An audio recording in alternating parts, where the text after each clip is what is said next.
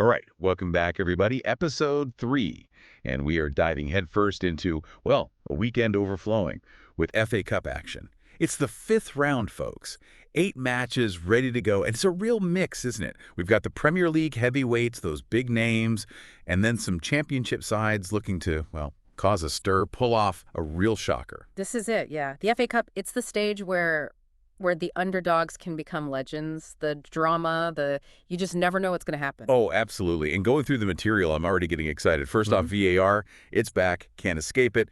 And get this, most of these matches, we're going to see that semi-automated offside technology in play for the first time. Except, and here's the thing, except for Preston and Burnley, their match, it's the only one, not happening at a Premier League ground. Makes you wonder, doesn't it? Ooh, you're trying to, give us some foreshadowing here. I like it. But there's so much more brewing, right? This could be the year one of those, what do they call them, the medium-sized clubs? Yeah. Breaks through, ends that Big Six stranglehold on the FA Cup. Bournemouth, with the way they've been playing, they're a team I've got my eye on. Look at their record. Last 10 matches, they've won 7. And their attack, statistically, they're right up there with Wolves. Even a bit better when you look at shots on target per game. Don't underestimate them. You got me convinced. And then you can't forget about those individual player stories, right? The ones that add that extra layer of, I don't know, emotion to the FA Cup. You've got Anwar El Ghazi potentially heading back to Villa Park. Romain Esse maybe facing his old team, Millwall. And then there's the big question mark. Isak, is he going to be fit for Newcastle? A nail-biter. Each one a potential turning point. So shall we jump into some of these matches, see what we can uncover? Let's do it. Let's start with our Friday night clash. Aston Villa going up against Cardiff City. What are your first thoughts? Villa Park, under the lights, it's going to be electric. Especially if El Ghazi gets some minutes, if he steps onto that pitch. Just imagine the roar if he scores. Back in 2019 during their promotion run, he was a hero. Scored the first goal in that playoff final against Derby, if I remember right. A true hero's welcome that would be. But Cardiff, they're fighting tooth and nail to stay out of the relegation zone in the championship. Do you think, will they even have the energy, let alone the players, to make a real go of it in the cup? That's the million-dollar question. Their manager, tough decisions ahead, risk his key players and maybe make their relegation situation even worse. Or does he play a weaker team, basically wave goodbye to their FA Cup hopes? A real dilemma for them. Okay, let's move on to Saturday. We got 3 matches lined up. First up, it's Preston North End. They're hosting Burnley at Deepdale. My gut, this one's going to be a defensive struggle, low scoring, tight. You're spot on. We're talking about 2 of the lowest scoring teams in the championship. Add their goals per game average together, and it's, get this, a measly 1.8. Even when they played each other in the league this season, both times, 0-0. Wow, that's something else. But what's the reason for these anemic attacks? Is it a lack of firepower up front, or are their defenses just that good? It's a bit of both, honestly. Both managers, they love that pragmatic, defensively disciplined style. Preston, they usually go with a compact 4-4-2, crowding the midfield, frustrating the opponent. They've got Ben Whiteman, he's a workhorse, breaks up attacks nonstop. So Burnley, with their high-pressing, possession-based game, do you think they'll be able to unlock that Preston defense? That's exactly their game plan. Burnley, they thrive on winning the ball high up the pitch and then launching quick attacks. They've got a real talent in Josh Brownhill. He sets the tempo from midfield, can pick out a pass, unlock a defense, no problem. But Preston's center backs, Story and Lindsay, they're not slouches. Strong in the air, they read the game well. So what we've got is a clash of styles. A real tactical battle, you could say. Could be a tense, low-scoring game, decided maybe by a set piece, or one moment of brilliance. Don't forget, though, the pressure. It can lead to defensive mistakes, Right. In a match like this, one slip-up, and that could be it. Good point. All right, next on Saturday, Bournemouth. They're hosting Wolves. Now this is where I think we might see an upset. Bournemouth, they've been on fire lately. They have, haven't they? And yeah, their league position, it might suggest a comfortable mid-table finish, but their recent performances, there's been a real, European feel to them. Remember, they beat Liverpool not that long ago. Exactly. Yeah. And they are pushing for a European spot, but the FA Cup, it might be a more realistic path to continental competition, especially considering Wolves, well, they're struggling right now. Battling relegation definitely makes you think they might prioritize Premier League survival, although they did just beat Bournemouth in the league last week. That's true. They'll be coming into this with some confidence. But Bournemouth's attack is potent, Solanke's in great form, and then you've got creative players like Billing and Tavernier feeding him.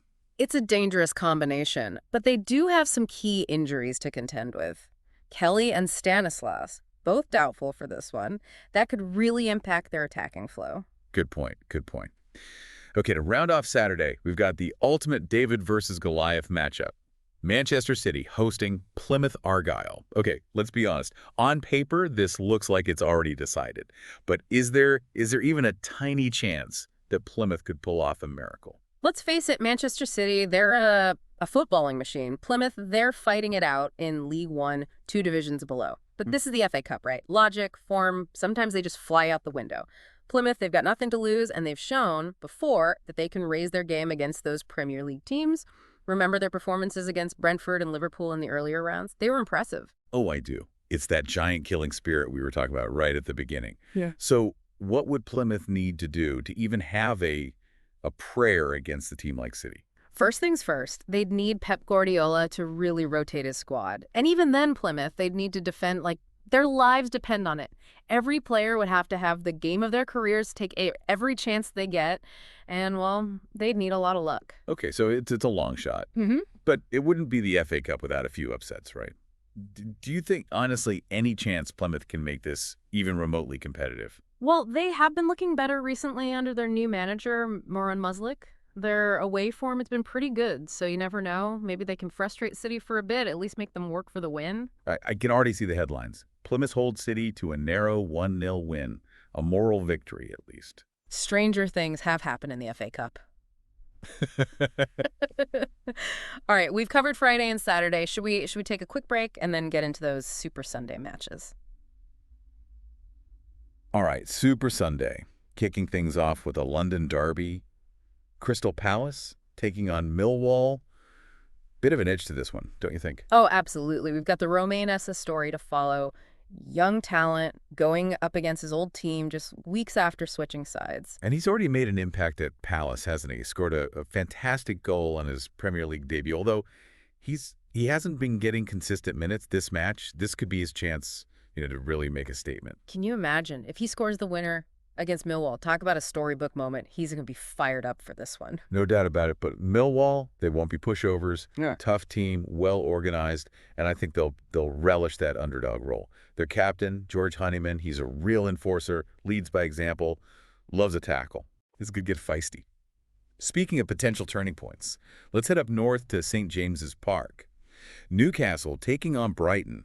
This one could be a cracker, but I'm really curious to see how Eddie Howe approaches it. Newcastle, they've got a lot on their plate right now. They do. The Carabao Cup final coming up, trying to qualify for the Champions League, the FA Cup, might even be a distraction, The question is, can they keep up that intensity across all these competitions? And we can't forget about Isak.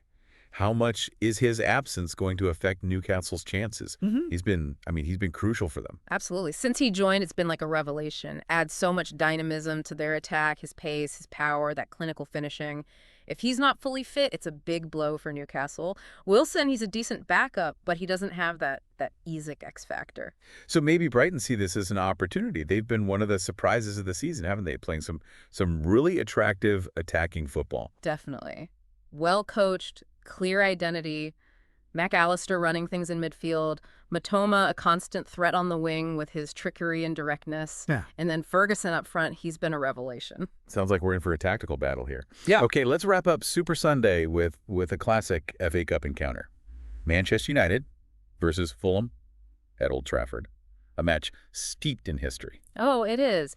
Back in 1908, these two sides met in the FA Cup. Manchester United were on their way to their first league title, while Fulham, they were battling it out in the second division. Wait, are you about to give us some FA Cup trivia here? I'm all ears. Well, let's just say that match back in 1908 ended in a shock victory for Fulham, 2-1. It's a perfect example of that glorious uncertainty that makes the FA Cup so special. Glorious uncertainty. I love that phrase. It really captures the spirit of the competition. Yeah. So could history repeat itself? Could we see another Fulham upset?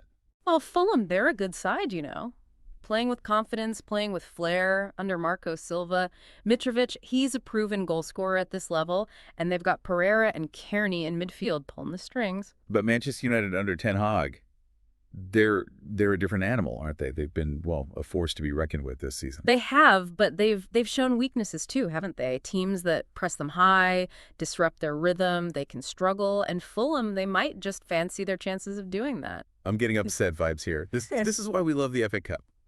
All right, last match to preview. Monday night, the finale. Nottingham Forest versus Ipswich Town. What's the story here? Well, Forest, it's been an up and down season for them, hasn't it? Early promise, then a dip in form, and now it seems like they're finding their feet again. But Ipswich, they're not going to roll over. Pushing for promotion from League One, and they've got some real attacking threat. So you're saying Forest can't take this one lightly? No way. Ipswich has got Chaplin and Ladapo up front. That's a potent duo. They've been scoring for fun. And then you've got Burns in midfield. He's a creative spark, can unlock a defense with his passing. But Forest will be hoping to use that Premier League experience to their advantage, right? They've got some quality players, Johnson, Gibbs-White, Owoni. Any particular weaknesses for either side that you think they might try to exploit? One thing to keep an eye on, set pieces. Ipswich, they've looked a bit vulnerable there, and Forest has got some real aerial threats. They might try to capitalize on that. So set pieces, the key to unlocking this match. It's amazing how these tactical details can make such a difference. All part of the intrigue of the FA Cup, wouldn't you say? Well, absolutely. You definitely got me excited for this weekend's matches. So many intriguing matchups, so many potential storylines. Before we wrap things up, let's take a moment just to think about the bigger picture, the overarching narratives of this round. We've talked about, the individual matches, but what about the bigger picture? Yeah. The magic of the FA Cup. It's a cliche, I know, but is there a chance, a real chance, we see the power dynamics shift this weekend? I think there's a real possibility we see some surprises. The Big Six, their dominance, it's been pretty clear in recent years, but the FA Cup, that's the beauty of it, right? The upsets. And this year, the Premier League title race, it's so tight, those top teams, they might just, prioritize other competitions. Right. They could be, I don't know, looking ahead to the league or maybe focusing on Europe. So which underdog do you think has the best chance of pulling off a shock win? That's tough, but I'm gonna go out on a limb here. I'm gonna say Plymouth Argyle. Now, I know, they're facing Manchester City. It's a huge task. But if Guardiola rotates his squad, rests some players. Which, with City's depth, he very well might. Exactly. If that happens, and Plymouth, they play with that fearless attitude like they have in previous rounds, well, they could just maybe nick a result. Remember, they held Liverpool to a draw at Anfield earlier in the competition. Yeah, it's not impossible. Yeah. Okay, so Plymouth for the shock factor. What about those individual player stories we talked about? Which one are you most interested in seeing unfold? For me, it's got to be El Ghazi back at Villa Park. I've always liked him as a player, and just imagine the emotions if he plays against his old club. Will he celebrate if he scores? Will the Villa fans will they give him a good reception? That's a great point. That psychological element in these cup ties, it's often overlooked. And then, of course, there's Esse at Selhurst Park. Playing against your former team so soon after a transfer, that's got to be tough. Especially for a young player like Esse. He'll want to prove himself to Millwall, but he'll also want to, avoid any rash tackles, anything that could be seen as disrespectful. A tricky situation to navigate. Yeah. Okay, before we wrap up, any final thoughts, predictions, anything you're particularly excited to see this weekend? Honestly, I'm just excited to see how it all plays out. The FA Cup, it's unpredictable. You can't script it. We can analyze, we can speculate, but in the end, it's the players. They're the ones who write the story. Well said. And let's not forget VAR. It's back for most of these matches, and that semi-automated offside technology, we'll be seeing that for the first time. Hopefully it'll, reduce the number of controversial decisions. Fingers crossed. But even with technology, there's always that chance of human error. And that's part of the FA Cup, right? Unpredictable, emotional, always throws up some surprises. Couldn't have put it better myself. So there you have it, folks. The FA Cup 5th round. A weekend packed with potential upsets, intriguing storylines, and that unique mix of passion and drama that makes this competition so special. Enjoy the matches, everyone. We'll be back next week to break down the results, relive the best moments. It's going to be a wild ride. Until then, keep that FA Cup magic alive.